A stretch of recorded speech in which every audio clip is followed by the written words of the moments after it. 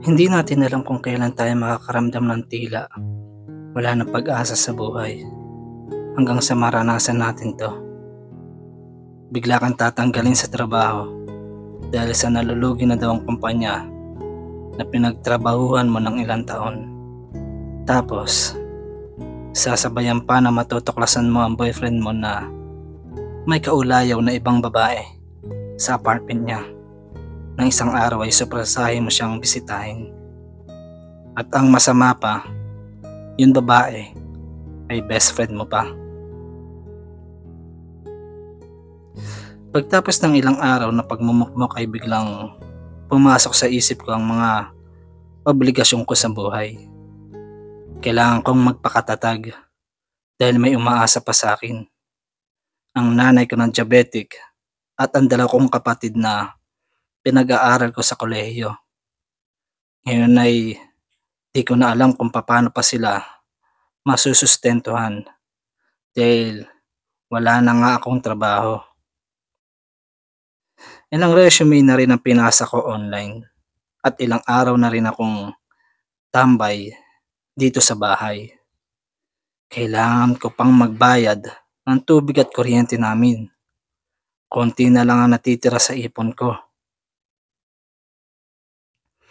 Pagkagising ko kinabukasan, napagpasyahan ko na maghanap ng pagkakakitaan. Kahit maliit lang, kahit pantustos lang sa sarili para di ko magastos yung konti kong natitirang ipon habang wala pa akong nahahanap na trabaho. Habang nagbabrowse ako ng aking social media ay nakita ko yung isang post na kumita sa pagsagot sa mga survey. Totoo kaya to? Clinic ko yung link ng post at dinala ko nito sa isang website. Nakalagay dito na pwede kang kumita ng ₱5 bawat survey na masasagot mo. Wala naman sigurong masama kung susubukan ko. Sumagot muna ako ng 20 tanong. Kung totoo man ito, di na masama. May ₱100 ako sa pagsagot lang ng mga survey. Pagkatapos kong sumagot ay clinic ko naman yun, withdraw. Dinala naman ako nito sa kung anong method ng payment ang gusto ko. Kung sa e-wallet ba o through bank transfer. Kaya binigay ko na lang yung sa e-wallet ko para mas safe. Bihira ako naman lagyan ng laman yon at wala naman laman ngayon yon. Mga 5 minuto ang lumipas nang biglang tumunog ang cellphone ko. At laking tuwa ko na may notification ng e-wallet ko na naka-receive daw ako ng ₱100 mula sa website.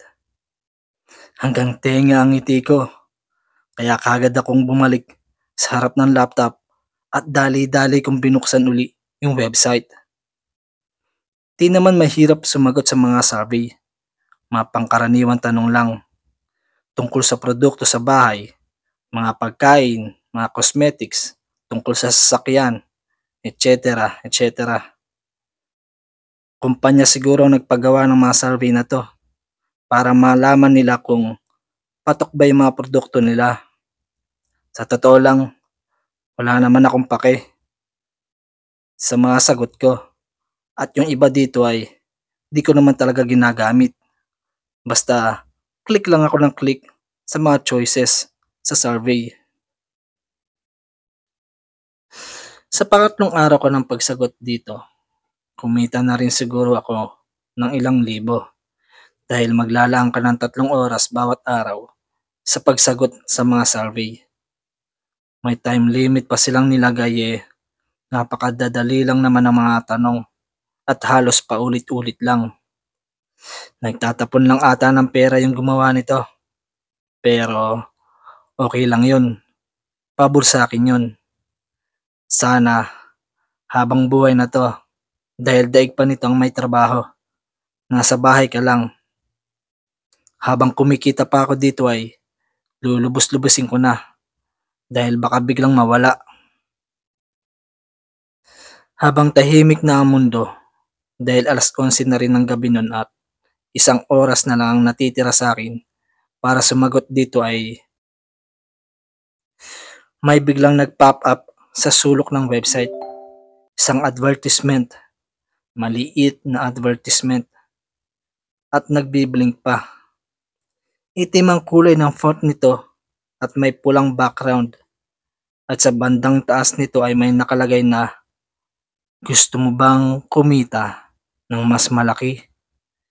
100 piso bawat survey. Makakajackpot ako nito kung totoo to. Biglang tumaas ang adrenaline ko nung nabasa to at para bang biglang nawala yung antok ko. Tumayo muna ako at pumunta sa kusina at nagtimpla ng kape. Napapasabak ako sa puyatan nito. Sigurado. Pero worth it to kung ganito kalaki ang kikitain ko. Pagtimpla ko ng kape ay bumalik ako sa harap ng laptop at klinik ang advertisement.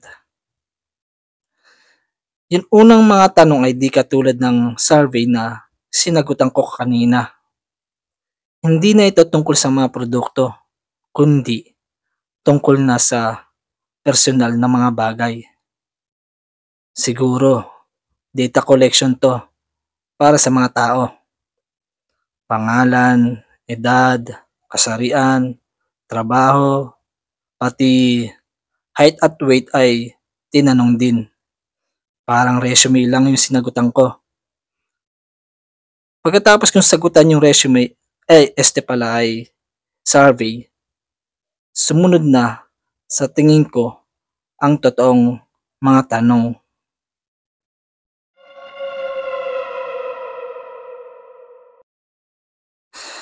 Yung tanong ay nagpalaki ng mga mata ko. Unang tanong, gusto mo bang maranasan na mapunta sa impyerno? Sunod na tanong, may lakas ka ba ng loob na tumingin sa likuran mo ngayon? Tatlo ang pagpipilian choices. Letter A, hindi interesado. Letter B, gusto, kaso natatakot. At letter C, gustong gusto. Wala naman dahilan talaga bakit ako matatakot ng mga oras na yon. Dahil di naman nakakatakot dito sa bahay. Matagal na kami ditong nakatira. Wala pa kaming na-encounter o na-experience na mga paranormal na bagay. Huminga ako ng malalim at pinakiramdaman ko ang likuran ko. Kung may ingay ba o may naglalakad. Pero wala naman. Pagkatapos ko makiramdam ay lakas loob akong tumingin sa likuran ko. Pero wala akong nakita o narinig na pwede kong ikatakot. Nakaramdam ako ng ginhawa at napatawa bahagya dahil naisip ko na para akong tanga. Tinatakot ko yung sarili ko. Naisip ko na prank ata yung survey na to. Kaya klinik ko yung next at lumabas yung susunod na tanong. Bakit ka napatingin sa likuran mo? Napakunot ang noo ko at napasabi na nadali ka na to ah. In fairness, nakakaaliw yung mga tanong. Parang nakikipaglokohan ka lang pero wala kang ibang kausap kundi yung sarili mo at yung survey. Kaya pinili ko yung choice na letter A. Hindi ko alam. Yung sumunod na tanong naman ay, nakasakay ka sa isang eroplano at pasahero ka. Dalawa lang kayong pasahero. May lalaki na nakaupo sa harapan mo. Nakaramdam ka na kailangan mong pumunta ng CR. Kaya tumayo ka at pumunta ng CR. Pagkabalik mo sa inuupuan mo ay nawala yung lalaking pasahero na kasama mo. Kaya hinanap mo siya at nagbaka sakali na nag-CR lang din. Ngunit wala din siya doon at nag-iisa ka na lang na pasahero ng eroplano. Ano ang gagawin mo? Dahil sa tanong na to ay napatitig talaga ako ng matagal sa harap ng laptop at inisip ko no, anong klaseng mga survey ba to?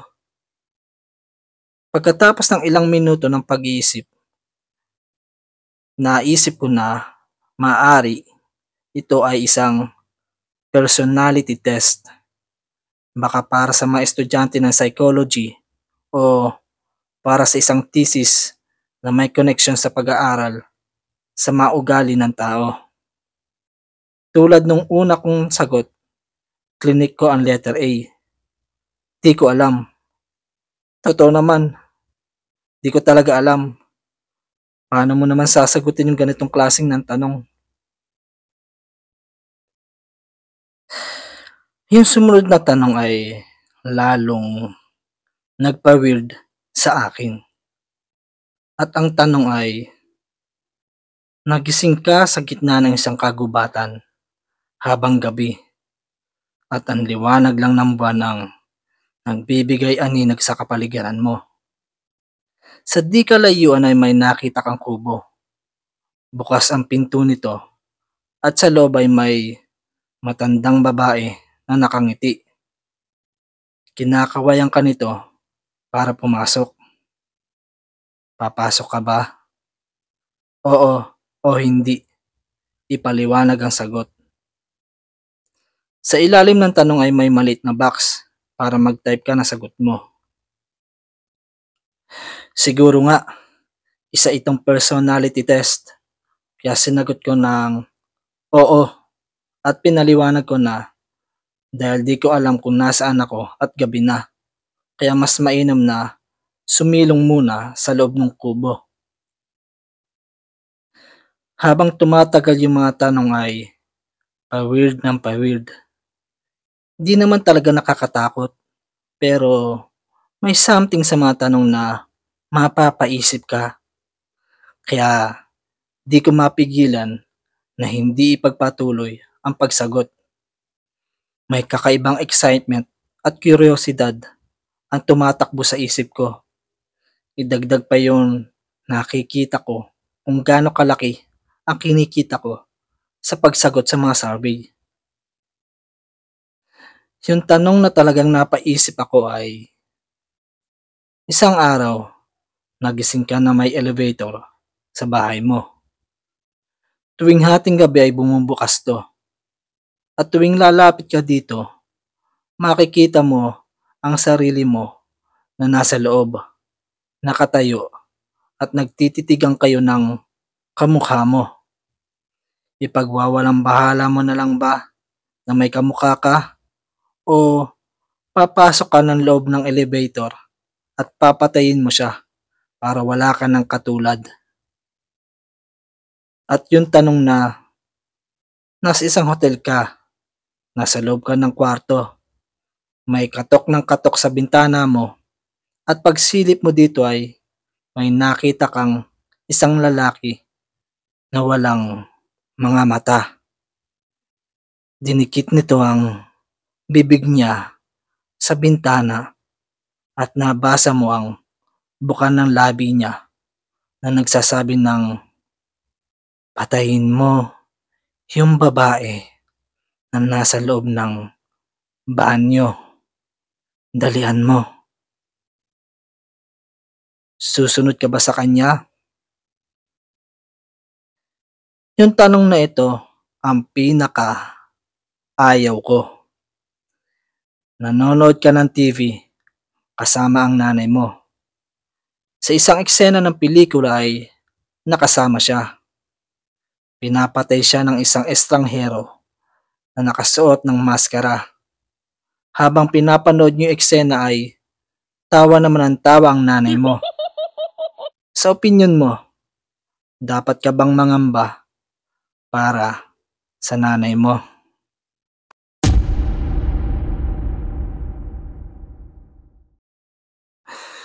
Sa totoo lang, habang sumasagot ako sa mga survey dito ay may kumakatok sa pintuan namin.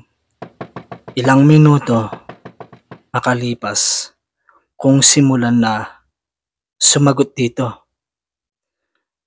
At sa pagsilip ko sa bintana ay nakita ko ang isang lalaki habang mabilis na pailing-iling ang kanyang ulo at tila nakikiusap sa akin at sinasabi na wag, habang pabulong at tila nagmamadali. Baka sa kanya ang takot, pero kahit ganun ay hindi ko siya pinansin. At ilang sandali ang lumipas ay may tumatawag sa cellphone ko. At tuwing sasagutin ko, ito ay maririnig ko lang ang isang panaghoy ng isang babae. Makalipas naman ng isang oras sa pagsagot ng survey, ay para na ako mababaliw sa mga nangyayari. Takot at pangamba na ang nararamdaman ko. Di ko na maipaliwanag ang sitwasyon. Tila yung mga tanong sa survey ay nagkakatotoo. Natatakot na rin akong lumingon sa likuran ko.